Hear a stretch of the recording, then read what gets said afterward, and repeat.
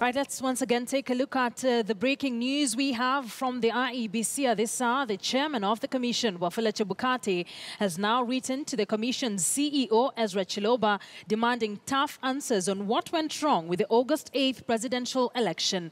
A leaked memo from the chair demands a draft of explanations, including why the chair's password was allegedly used to access the results transmission system. Chebukati also wants to know why the satellite phones bought by the commission were not used to relay data from polling stations. Chebukati's memo, which is dated 5th September, details numerous failures by the Secretariat that formed a key part of the Supreme Court proceedings. Let's take a look at that letter that we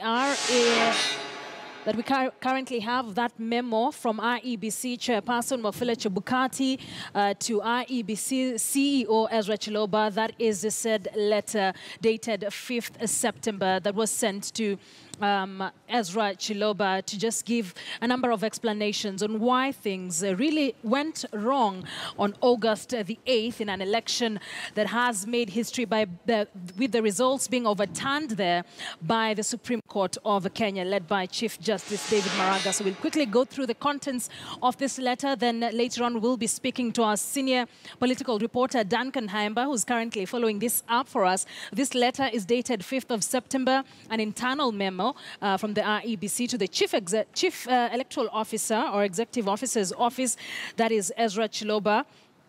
From the chairman, Wafula Chebukati, dated 5th of September 2017, and says Raila Odinga and another versus IEBC and two others. That is the Supreme Court election petition 1 of 2017, which is the subject of that particular letter.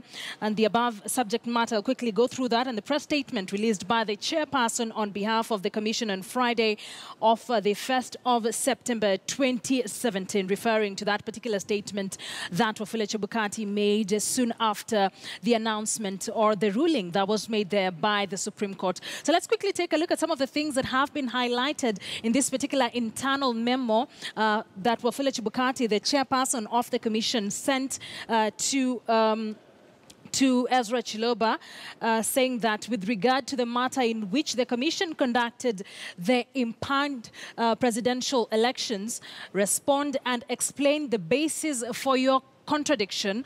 That's what we have there on the highlighted bit of that particular letter, demanding for an explanation on a number of things.